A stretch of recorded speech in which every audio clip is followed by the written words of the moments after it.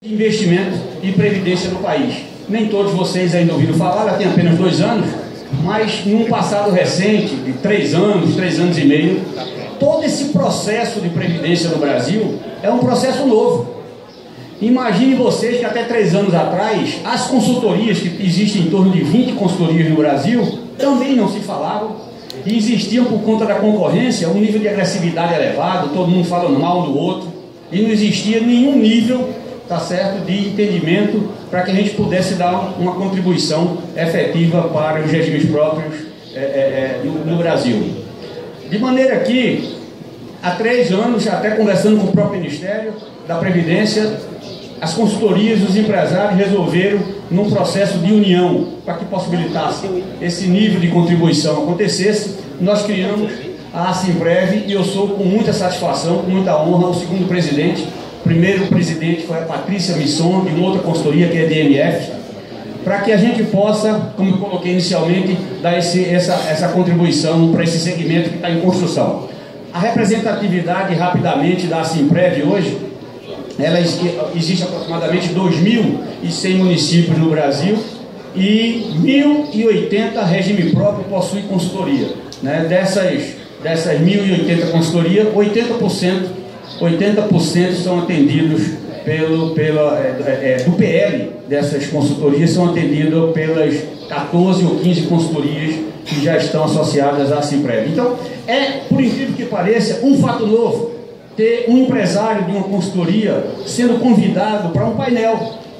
Porque, embora seja um sistema a questão da Previdência Nacional, existe um processo ainda de ações isoladas e que, desde a CVM e do Ministério Público, como o doutor Matheus colocava, ao Ministério da Previdência, e todo esse processo, ele tem um objetivo comum, mas ele vem sendo construído para uma unidade, mas ele vem sendo trabalhado de forma, cada um isolado no seu campo, e isso não é bom. A ideia nossa, na Assimprev, é inclusive conduzir para que a gente possa escrever, ao longo de um período, o Código da Autorregulação, né? Que vai muito mais além de ser regulado pelos órgãos reguladores, mas nós podemos dar um nível de contribuição também nesse sentido, por exemplo, fazendo com que todas as aplicações que aconteçam nos regimes próprios necessite uma solicitação de um parecer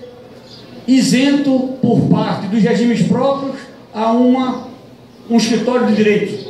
Então é mais um item de governança que, por exemplo, a autorregulação pode criar, tá certo? Para que no final de tudo o objetivo seja a proteção cada vez mais vigorosa das movimentações financeiras que vocês no dia a dia têm que tomar essa decisão. Porque tudo isso que a gente fala, se a gente, na verdade, toda essa construção é para que no final aconteça uma coisa chamada melhor política de investimento possível.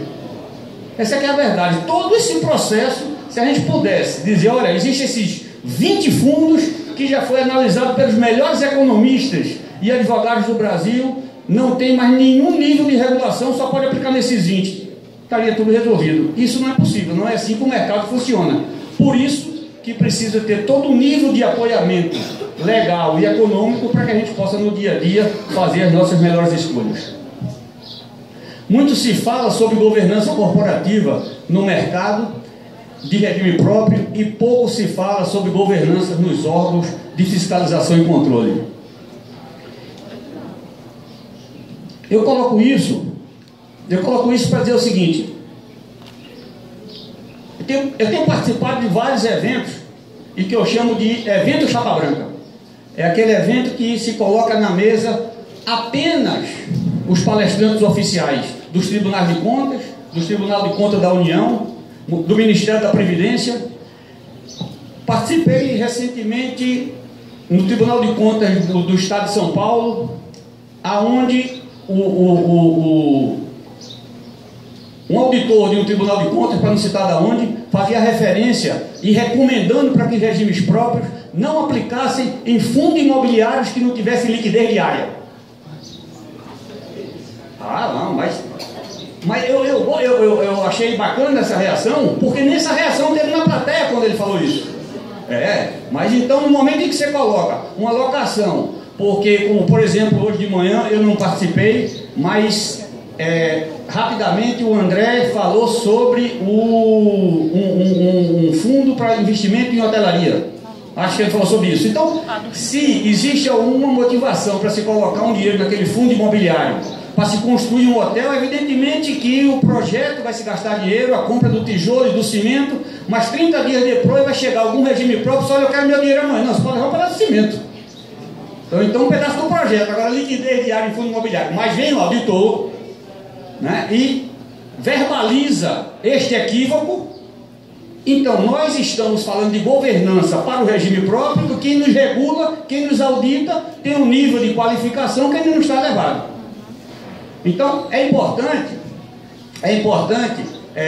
esse tipo de reação, né, de indignação, porque no momento em que acabou aquele evento, aquele auditor foi aplaudido. E eu vi, inclusive, 2 regimes próprios que foi lá por cortesia, disse, olha, eu queria tirar uma foto. Aí tirou uma foto com ele, eu digo, olha, já tirou uma foto. Tá vendo? Falou um negócio, daí eu vou agora partir para determinadas tentativas de colocações equivocadas para no final tentar tirar foto com vocês. Aí, em São Paulo também tem um negócio que é a Udesp, que é um sistema para, não sei se tem algum regime próprio de São Paulo, pela proximidade, mas o Tribunal de Contas, bem intencionado, evidentemente, desenvolveu um sistema para contribuir, tá certo, na governança dos institutos. E aí, no primeiro dia da implantação, o coordenador desse programa, era o mês de outubro aproximadamente, ele disse, olha, até o final do mês, eu queria então que todos os regimes próprios de São Paulo preenchessem e respondessem, porque nós fizemos, sabendo que temos algumas imperfeições, vai dar problema. Aí vocês preenchem, a gente vê onde está o problema, aí quando voltar a gente corrige. Oi, e é assim? Quer dizer, imagina que os regimes próprios têm 5 funcionários disponíveis, né?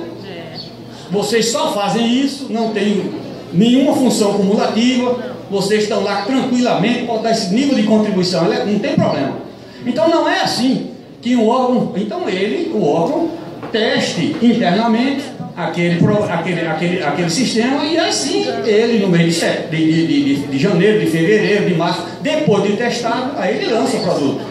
Agora internamente, imaginar que vai dar trabalho a todos os regimes próprios e depois ele vai consertar a partir daquela contribuição, não é assim. Quer dizer, esse nível de, eu vou colocar a palavra que eu gostaria de colocar, que é de respeito ao regime próprio, ele precisa de acontecer a partir dos órgãos de regulação. E que esse nível de provocação que eu gostaria de fazer, e me animo em fazê-lo, e é muito mais no sentido da contribuição, não tem nada de depois chegar, só olha, o presidente da Simprev falou mal do órgão A ou do órgão B, de maneira alguma, tá certo? A intenção é de que a gente possa cada vez mais compreender no setor, evidentemente fazer com que ele lá na frente seja o mais sustentável possível. Fizemos uma reunião na CVM, aonde uma consultoria, a Lema, que ela fica mais na região do Nordeste, a sede dela é no Ceará. E ele disse, olha, para o superintendente e o diretor da CVM, vocês nos regulam, tem um item que é o que é o plano de fundo da nossa atuação, que nós temos que ter autorização da CVM para funcionar. E lá tem uma consultoria no Nordeste que atua e não tem CVM. E tem mais de um ano que eu notifiquei, mandei o CNPJ dessa consultoria e nada foi feito. Resposta do superintendente da CVM. O que acontece é que nós não temos estrutura suficiente para poder atender todas as demandas. Mas imagine os senhores, se não mandar um documento para o Ministério da Previdência e o CRP de vocês forem cancelados. E vocês pegaram uma ligação ou um e-mail, aí só olha, porque eu não tenho estrutura suficiente para mandar o que você me pediu. Ah, então tá certo, eu vou agora liberar o seu CRP. Vai ser essa a resposta? Não. Então o que eu quero colocar é o seguinte, e a provocação sempre do aspecto positivo. A CVM, o Ministério da Previdência, o Tribunal de Contas estão preparados para o discurso da governança. Nós somos cobrados, nós como institutos, nós como consultoria, tá certo? Estamos no mesmo lado, mas eventualmente, quem está nos controlando, fiscalizando e nos autorizando, tem determinadas práticas que nós temos que pautar. Pautar onde? Nesses eventos. Então, por muitos eventos, o Júlio, tudo bem, Pedro? O Júlio, que está aqui do Ministério da Previdência, tá certo? Que tem dado uma contribuição fantástica, está em todos os eventos, representando o secretário Marcelo Caetano, tem percebido essa inquietação por parte dos regimes próprios e a minha intenção é motivar, tá certo, os senhores nesse sentido, para que quando os órgãos reguladores se apresentem, tá certo, nos eventos das associações ou em reuniões, possam perceber que nós estamos inquietos e queremos, e eu não tenho outra palavra novamente para colocar que não seja o respeito devido, porque somos um conjunto de pessoas sérias no sentido de dar um nível de contribuição o mais qualificado possível. Uma consultoria do Piauí, já eu me recordo o nome, que é o Wildelmar, há 6 meses atrás convidou o Ministério da Previdência para palestrar no Tribunal de Contas do Estado do Piauí, num evento como esse aproximadamente, e a resposta foi: nós não podemos participar de um evento que tenha sido convidado por uma consultoria. Mas era do Ministério sendo convidado para um evento no Tribunal de Contas. Então, quer dizer, e a fala de manhã hoje do prefeito, tá certo? Eu não estava presente, mas também foi nesse sentido, que é esse isolamento do governo, essa postura no sentido de não se aproximar das boas iniciativas da iniciativa privada, acaba se desperdiçando a possibilidade de resultados melhores. Preconceito puro, lava-jato é lava-jato, gente do bem é a maioria, coisas boas e ruins existe em todos os segmentos, não pode se nivelar de tal maneira que se impossibilite o acesso a coisas bacanas. Então, simbolicamente, eu fiz uma tela para, de coração aberto, discursar que estamos no mesmo barco. E depois que o doutor Matheus falou sobre CVM, Ministério Público e Tribunal de Contas, eu me lembrei, mas Ministério Público e outros órgãos. Eu também vou colocar o Ministério Público, tá certo? Que tem uma postura exemplar, tá certo? E defendendo questões e apoiando o fim de mal feito de forma muito competente. Eu vou depois colocar o Ministério Público simbolizando também que estamos do mesmo lado e no mesmo barco. Quanto de vocês, eu não sei se o Elcio, que é o presidente da MIPREM, não sei se ele está aqui, eu não conheço, mas daqui a pouco ele deve chegar, dizer que a AMIPEM tem que ser apoiada por todos, né? Não é apenas um presidente, uma diretoria para dizer que existe, tem que se reunir sistematicamente, fazer as cobranças necessárias, tá certo? Que assim se não acontecer isso, tá certo? Esse nível de dedicação que aqui está acontecendo, as coisas não caminham com a velocidade que precisam, evidentemente, caminhar. Quando eu coloco que a passividade não ajuda, só o regime próprio recebe cobrança e é notificado.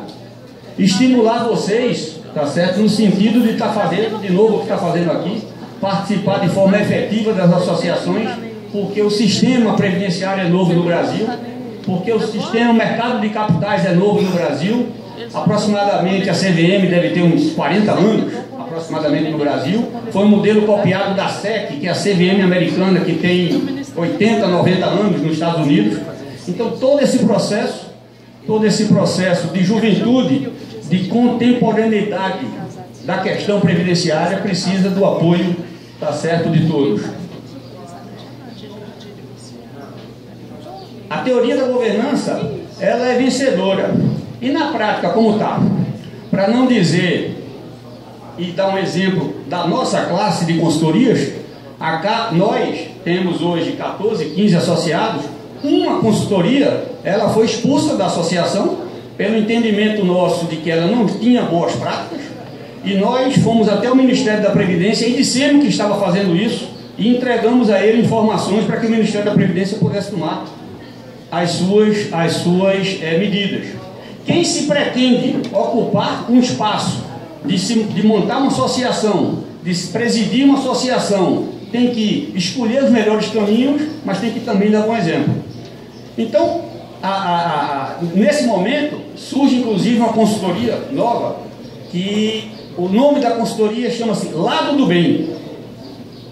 Consultoria com o nome Lado do Bem. Então eu só quero ser sócio dela, porque nós também estamos do lado do bem, né? Mas ela se acha no direito, e eu estou falando então agora do nosso segmento, né? Em que pese todo o esforço, no caso agora da Simprev, no sentido da união e no sentido do bem feito, ainda tem alguém que acha que pode montar uma consultoria dizendo eu sou do lado do bem, tem gente que não é do lado do bem. Ela sim vai ficar fora da Simprev, né? Ou então ela assume a postura de que é do lado do bem. Então, é nesse sentido, é na provocação geral, tá certo? Que eu aproveito a minha fala, que tudo isso desemboca na questão da transparência, na questão da tomada de decisão compartilhada, que no final resulta numa governança bacana para que a gente tenha sustentabilidade e qualidade no segmento.